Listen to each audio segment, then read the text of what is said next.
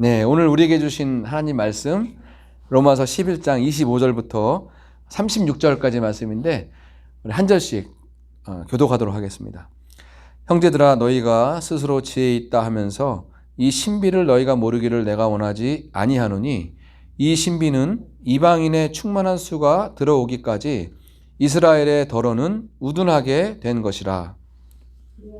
온 이스라엘이 구원을 받으리라 기록된 바, 구원자가 시온에서 오사 야곱에게서 경건하지 않은 것을 돌이키시겠고, 내가 그들의 죄를 없이 할 때에 그들에게 이루어질 내 언약이 이것이라 함과 같으니라 하면, 그들이 너희로 말미암아 원수된 자여 택하심으로 하면 조상들로 말미암아 사랑을 입은 자라. 하나님의 은사와 부르심에는 후회하심이 없느니라. 너희가 전에는 하나님께 순종하지 아니하더니 이스라엘이 순종하지 아니함으로 이제 긍휼을 입었는지라. 이와 같이 이 사람들이 순종하지 아니하니 이는 너희에게 베푸시는 긍휼로 이제 그들도 긍휼을 얻게 하려 하심이라. 하나님이 모든 사람을 순종하지 아니하는 가운데 가두어 두심은 모든 사람에게 긍휼을 베풀려 하심이로다. 깊도다 하나님의 지혜와 지식에 풍성하며 그의 판단은 헤아리지 못할 것이며 그의 길은 찾지 못할 것이로다. 누가 주의 마음을 알았느냐? 누가 그의 모사가 되었느냐? 누가 주께 먼저 드려서 갚으심을 받겠느냐? 이는 만물이 주에게서 나오고 주로 말미암고 주에게로 돌아감이라. 그에게 영광이 세세에 있을지어다. 아멘. 네, 할렐루야. 네, 오늘은 하나님의 주권과 섭리라는 제목으로 하나님 말씀을 증거하도록 하겠습니다. 우리가 계속 이제 성경 통독을 계속 하고 있어요. 이제 벌써 레위기를 읽고 있는 중인데요. 이제 창세기부터 쭉 이게 읽다 보니까 처음에는 뭐 사실 창세기 많이 읽은 내용 아닙니까? 어렸을 때부터 또 새해가 되면은 창세기는 꼭 읽죠. 네. 그래서 잘 아는 내용이라 어렵지 않았는데, 이제 출애굽기 후반부를 좀 지나서 하나님이 이제 율법을 주신 그런 이야기가 조금씩 나오기 시작하고요. 그리고 성막 이야기가 나오면서 약간 마음에 힘듦이 찾아왔죠. 그렇죠? 예. 잘 이해도 안 가고. 근데 그리고 나서 이제 레위기를 딱 펼쳐서 읽기 시작하니까 정말 뭐 그때부터는 뭐 아예 이제 무슨 말인지 이해가 안 되고 혼미해지고, 그리고 마음속에 이거를 내가 지금 이 시대에 이거를 읽어야 되나라고 하는 포기하고 싶은 그런 마음도 들게 되었어요. 우리가 성경을 읽을 때 좀 조심해야 될 것이 있어요. 우리가 한 번에 모든 것을 다 이해할 수 있다고 생각하는 것을 버려야 된다는 거예요. 네. 여러분, 사실 다른 나라의 역사는 쉽지 않습니다. 그렇죠? 우리랑 문화도 다르고 환경도 다르고 그리고 살아온 배경도 너무나 달라요. 그래서 우리가 다른 나라의 역사를 충분히 이해하고 그리고 받아들이려면요, 시간이 필요하고, 그리고 또 엄청나게 더 큰 노력이 필요하다는 점을 인정을 해야 됩니다. 그리고 이 성경이라고 하는 이것은 여러분 계시의 말씀이라고 말씀드렸죠. 계시가 뭡니까? 드러내는 거잖아요. 그렇죠? 계시의 말씀이다. 하나님이 자기 자신을 이 성경을 통해서 드러내셨다는 거죠. 그렇죠? 예. 그래서 계시의 말씀이다라고 말을 하는 거예요. 하나님이 누구시고, 하나님이 어떤 분이시고, 그리고 하나님이 우리에게 무엇을 원하시는지를 알려주신 책이 바로 이 성경책이라는 사실을 우리가 알아야 됩니다. 그리고 성경을 처음 읽으면서 처음부터 우리가 이 모든 것들을 다 이해할 수 있다고 생각하면은 그런 좀 교만한 마음을, 교만한 생각을 우리는 버려야 돼요. 늘 겸손하게 주의 말씀을 대해야 된다는 거예요. 베드로후서 3장 16절에 보니까 이런 말씀이 있어요. 제가 같이 한번 읽을까요? 또 그 모든 편지에도 이런 일에 관하여 말하였으되 그 중에 알기 어려운 것이 더러 있으니 무식한 자들과 굳세지 못한 자들이 다른 성경과 같이 그것도 억지로 풀다가 스스로 멸망에 이르느니라. 여러분 뭐라고 말씀하고 있어요? 무식한 자들과 굳세지 못한 자들이 다른 성경과 같이 그것도 억지로 풀다가 스스로 멸망에 이른다라는 말씀. 우리가 이 성경에 있는 모든 내용들을 억지로 여러분 풀려고 하면 안 돼요. 하나님은요, 그때그때 깨닫게 해주시는 내용들이 있어요. 그래서 성경은 평생을 읽어도 계속 새로운 깨달음과 새로운 진리들이 계속 이렇게 샘솟듯이 나온다는 거예요. 저도 제가 20년 전에 성경을 읽을 때와 지금 읽을 때와 차이가 많죠. 예전에는 잘 이해하기도 힘들었어요. 용어가 너무 어렵고 낯설고 우리가 배운 적도 없잖아. 그러다 보니까 어려웠어요. 근데 지금은 어때요? 지금은 예전보다는 훨씬 더 다양하고 많고 풍성한 의미들을 계속 우리가 배울 수 있다는 거예요. 그래서 우리는 이런 마음과 자세로 성경을 대해야 된다는 거예요. 그렇죠? 그리고 오늘은 우리 성령님께서 이 본문 통해서 무슨 말씀을 주실까? 그러고 나서 충분히 읽고 나서요, 한 가지라도 우리가 그 안에서 배울 수 있고 깨달을 수 있다면 그것으로 감사하고 만족해하면서 나아가야 된다는 거예요. 저는 이 성경을 대할 때나 그리고 또 하나님의 어떤 하나님이라는 분을 생각할 때도 이런 자세로 나아가야 된다고 저는 믿어요. 그래서 우리는 오늘 제가 하나님의 주권과 섭리라는 제목으로 이 로마서 말씀을 나누도록 할 텐데요. 우리가 이 하나님에 대해서 하나님 앞에 나아갈 때도 이런 자세와 태도로 나아가는 게 필요하다는 거예요. 여러분, 우리가 하나님의 뜻에 대해서 전부 다 알 수 있습니까? 한꺼번에? 아니죠. 그때그때 우리가 신앙이 자라나면서 하나님 주시는 것 말씀과 그런 뜻과 계획들을 깨닫는 것이 다르다는 거예요. 그래서 오늘 로마서 이 11장에는 정말 중요한 하나님의 주권과 섭리라는 그런 부분에 대해서 기록되어 있는 것을 보게 됩니다. 주권이란 말이 뭐죠? 말이 좀 어려울 수도 있죠. 우리 어린 친구들한테는요. 주권. 하나님의 주인으로서의 권리. 그렇죠? 창조주로서 이 만물을 통치하시고 만물을 운행하시고 세상의 알파와 오메가가 되시고 시작과 마지막이 되시는 그 하나님의 어떤 주인이신 하나님의 권리를 말하는 거고요. 섭리라는 건 뭐예요? 이것은 신의 섭리였어. 이런 말씀 잘하잖아요. 그렇죠? 섭리가 뭡니까? 하나님의 뜻과 하나님의 계획을 얘기하고 있어요. 그래서 오늘 이 로마서 11장에는 이 하나님의 주권과 섭리에 대한 바울의 자세와 태도가 나와 있습니다.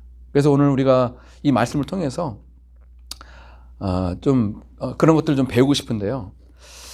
첫째로 보니까 하나님의 이 주권과 섭리에는요, 하나님의 사랑과 그리고 긍휼하심이 늘 있어야 된다는 것을 우리가 알 수가 있어요. 25절부터 32절까지의 내용을 보면요, 바로 이 이스라엘 민족과 그리고 이방인들을 향한 그런 하나님의 마음을 우리가 이 본문을 통해서 볼 수가 있는데요.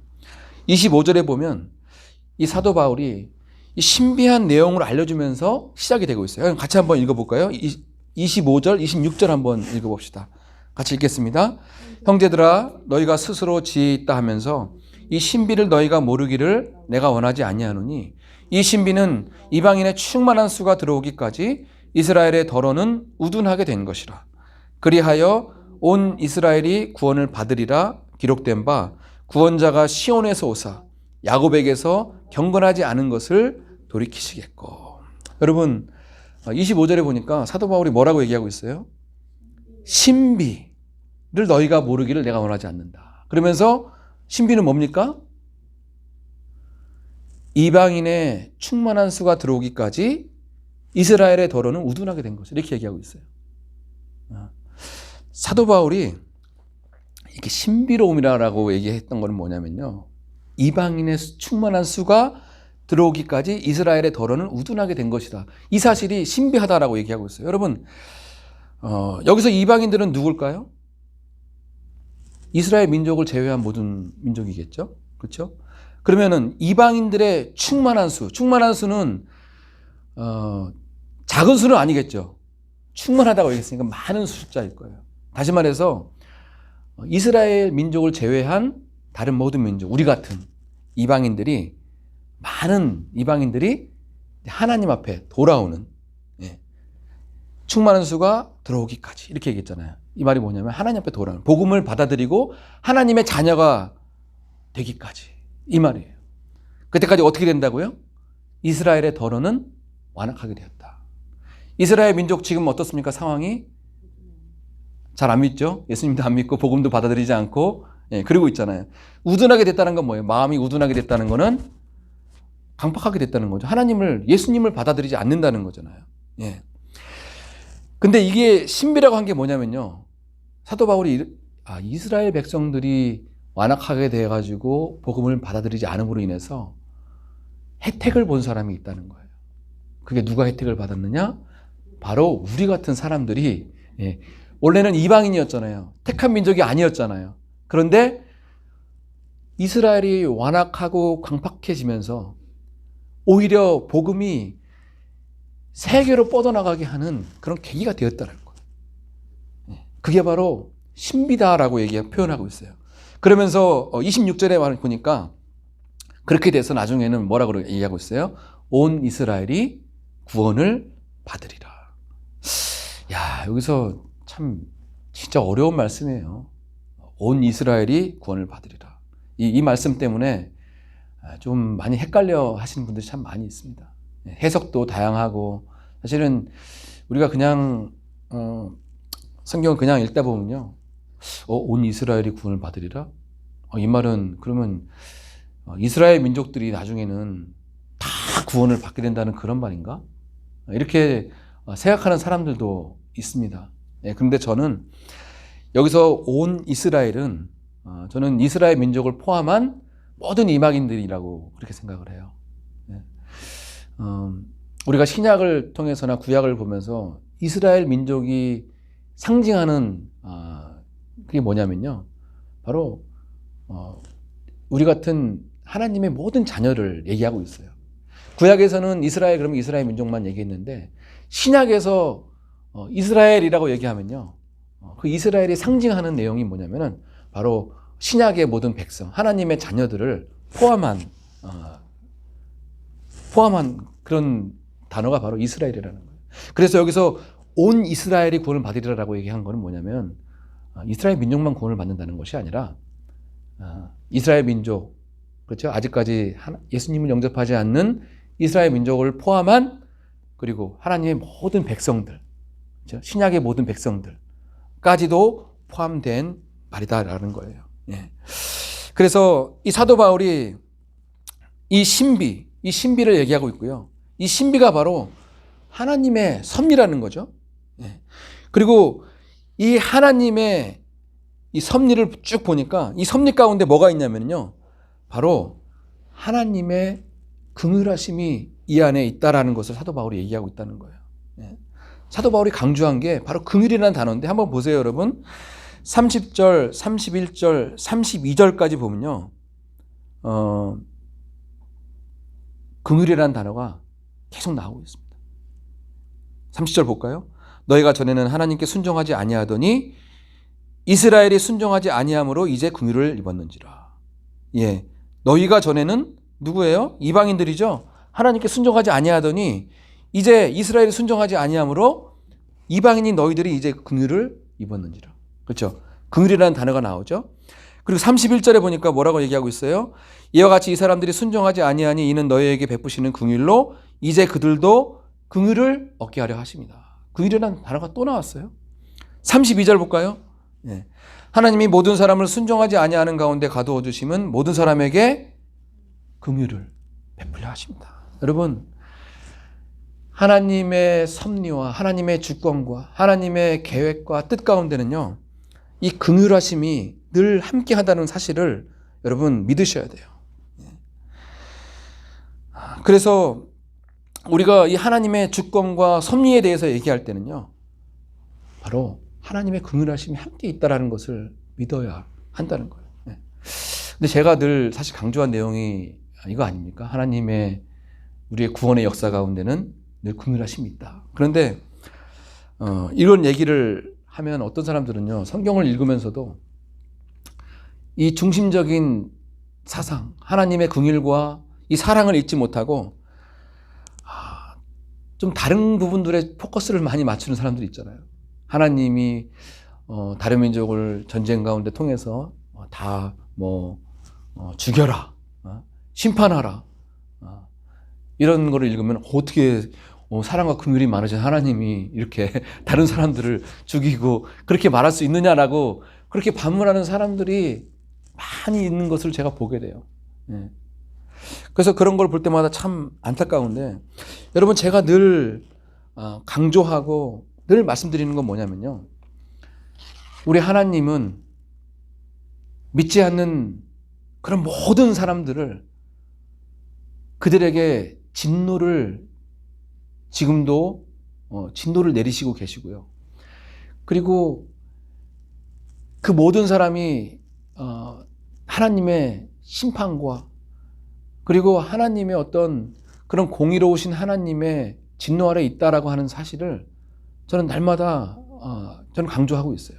왜냐하면 하나님께서 그 사람들에게 아무것도 안 한다고 한들 하나님이 불의하신 하나님이라고 그렇게 말할 수 있는가라는 거예요. 여러분 한번 생각해 보세요.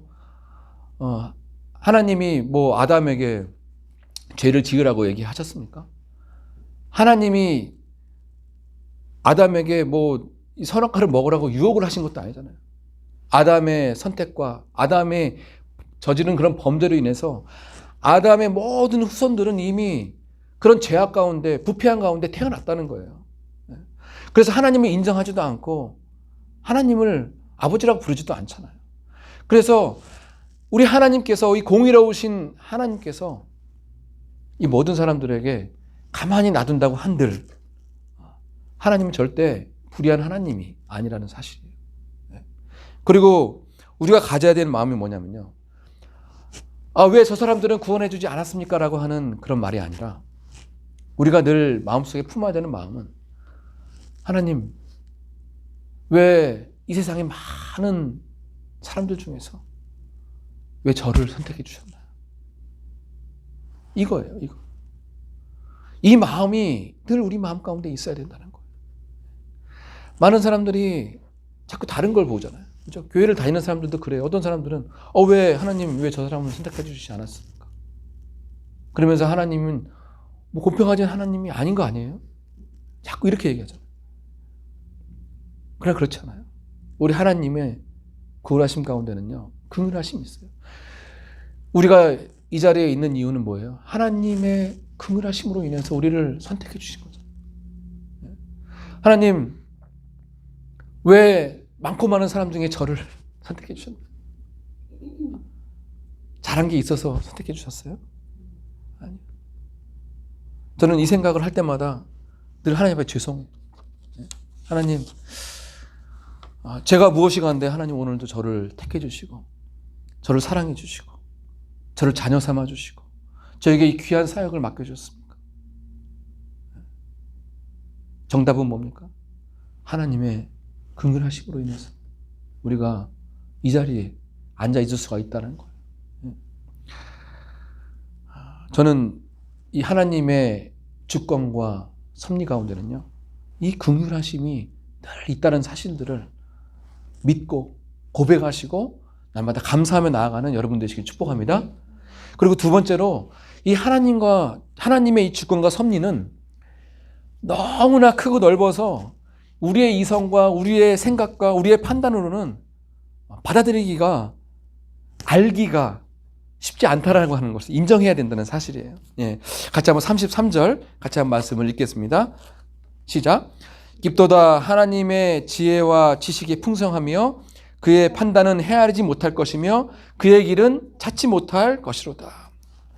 정말 여러분 이 고백을 한번 보세요. 사도 바울의 고백이에요. 깊도다 하나님의 지혜와 지식의 풍성함이요. 그의 판단은 헤아리지 못할 것이고 그의 길은 찾지 못할 것이로다. 여러분, 신약 성경에서 예수님 다음으로 뛰어난 사람이 사도 바울이에요. 구약의 모든 성경들을 꿰뚫고 있는 사도 바울. 그리고 하나님의 은혜로 말미암아 천국을 보고 온 사람이 사도 바울이에요. 죽은 자를 살리고 병든 자를 고치고 그런 신비한 능력을 많이 체험한 이런 사도 바울이 하나님의 주권과 섭리에 대해서 뭐라고 고백하고 있어요? 깊도다. 하나님의 지혜와 지식이 풍성합니다. 여러분, 이 말씀뿐만 아니라 이사야 55장 8절 9절에 보니까 뭐라고 얘기하고 있냐면요. 우리 같이 한번 읽어보겠습니다. 이는 내 생각이 너희의 생각과 다르며 내 길은 너희의 길과 다름이니라. 여호와의 말씀이니라. 이는 하늘이 땅보다 높음 같이 내 길은 너희의 길보다 높으며 내 생각은 너희의 생각보다 높음이니라. 뭐라고 말씀하고 있어요? 우리의 생각으로는 하나님의 뜻과 계획들을 우리가 잘 알 수 없다라고 하는 내용인 거예요. 하나님의 생각은 우리의 생각과 다르고 하나님의 길은 너희의 길과 다르고 그리고 하늘이 땅보다 높은 것 같이 내 길은 너희의 길보다 높으며 내 생각은 너희의 생각보다 높음이니라. 여러분, 우리가 하나님에 대해서 알 수 있는 것은요, 오직 계시의 말씀을 통해서 알 수가 있어요. 우리의 생각과 우리의 이성으로는 잘 알 수가 없다는 거예요. 그런데 여러분, 사람들의 생각은 어떻습니까? 사람들은 좀 많이 교만한 것 같아요. 그 본능적으로 교만함이 늘 있는 것 같아요. 그래서 자꾸 이게 신비로운 것을 알기를 원해요. 예수님이 언제 오시는지, 그렇죠? 언제 이 세상이 끝날지, 종말이 언제 올지. 어떤 믿지 않는 분이 저한테 이런 질문을 하더라고요. 목사님, 이 코로나가 언제 끝날 것 같습니까? 네. 여러분, 우리의 삶 속에 일어난 일들도 마찬가지 아니에요? 우리는 우리의 미래에 대해서 너무나 알고 싶은 마음이 많이 있어요. 이건 뭐 믿지 않는 자들뿐만 아니라 믿는 자들도 그렇지 않아요? 특별히 결혼을 앞둔 사람들, 내 배우자가 누가 될 수 있을까? 그리고 어때요? 사업을 좀 오픈을 해야 되는데 이 사업이 정말 잘 될까? 내 진로를 어떻게 선택해야 되지?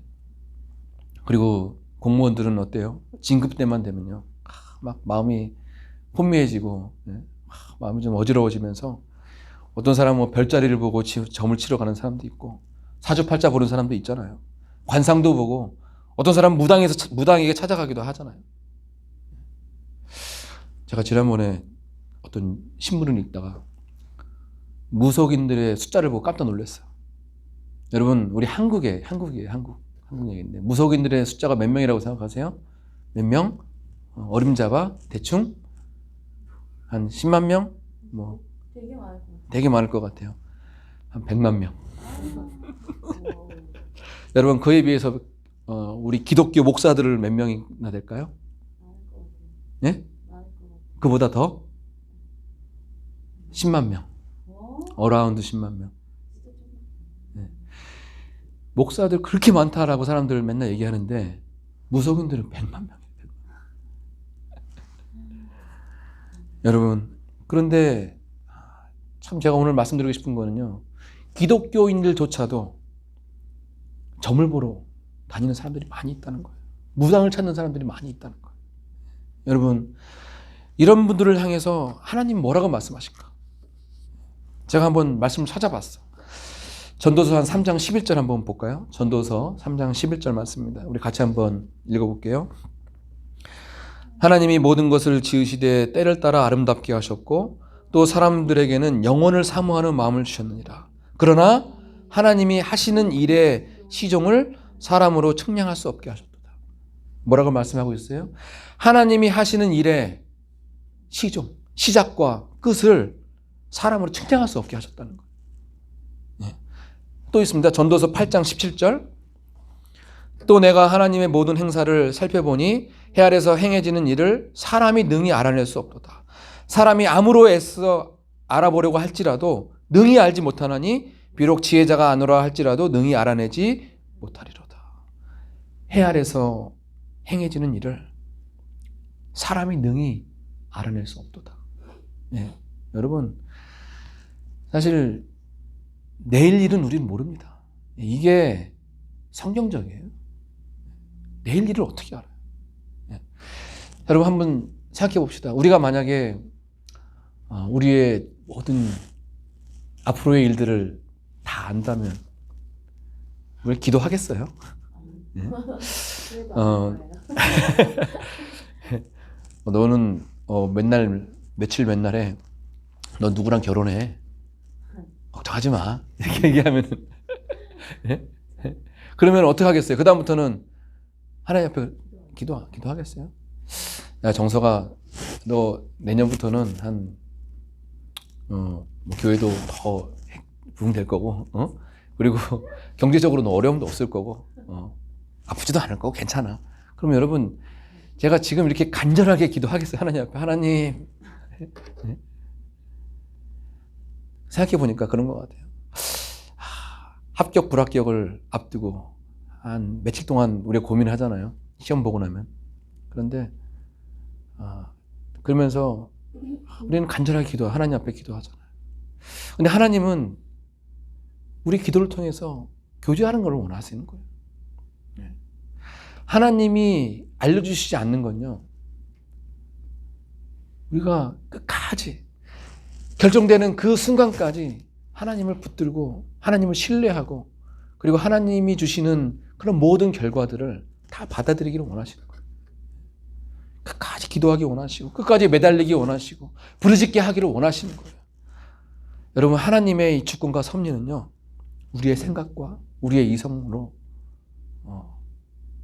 감당할 수 없는 거라는 것을 인정해야 돼요. 그게 겸손한 거예요. 그게 우리에게 필요한 거예요. 그래야 우리가 좀 더 건강하게 하나님 앞에 나아갈 수가 있다는 거예요. 여러분, 그리고 사도 바울은 마지막을 이렇게 끝내고 있어요. 36절 말씀을 같이 한번 읽겠습니다. 36절입니다. 시작. 이는 만물이 주에게서 나오고 주로 말미암고 주에게로 돌아갑니다. 그에게 영광이 세세 있을지어다. 아멘. 저는 정말 제가 정말 좋아하는 말씀 중에 하나가 이 11장 36절입니다. 예. 사도 바울이 25절부터 32절까지 이스라엘의 구원, 그렇죠? 참 신비로운 일에 대해서 쫙 적고 이방인들의 구원, 하나님의 긍휼하심 가운데 모든 게 다 진행될 거다라고 얘기를 한 다음에 그리고 나서 맨 마지막에 사도 바울이 뭐라고 얘기하고 있느냐? 만물이 주에게서 나오고 주로 말미암고 주에게로 돌아갈 거다. 그래서 우리가 앞으로 해야 될 것들이 뭐냐? 이 고백이에요. 우리 하나님 앞에 그 하나님의 영광이 세세 있을지어다. 이 고백이 우리가 필요하다는 거예요. 여러분, 우리가 하나님의 이 주권과 섭리라고 하는 이 엄청난 단어 앞에서 우리가 해야 되는 고백이 뭐예요? 바로 이 고백이, 사도 바울의 고백이. 만물이 주에게서 나오고 주로 말미암고 주에게로 돌아갈 겁니다. 하나님의 영광이 세세토록 함께 있을 것입니다. 여러분, 여러분의 삶 속에 해결책이 도저히 보이지 않는 일이 있을 수도 있어요. 정말 도저히 풀지 못하는 어려운 일들이 있을 수 있어요. 건강의 문제도 있을 수 있고요. 진로의 문제도 있을 수 있고요. 학업의 문제도 있을 수 있고요. 비즈니스의 문제도 있을 수 있고요. 관계의 문제도 여러 가지 있을 수 있어요.